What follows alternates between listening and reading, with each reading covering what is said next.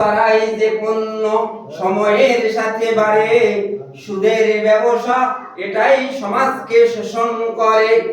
অসহায় ব্যক্তিরা বিত্তশালীদের পায় না উপকার, সুদে আক্রান্ত হয়ে নির্যাতনের হয় তারা শিকার। কলা কৌশলে দেখায় তারা অনেক যুক্তি, স্রষ্টাকে মনে করে বোকা, সাবধান পাবে না মুক্তি।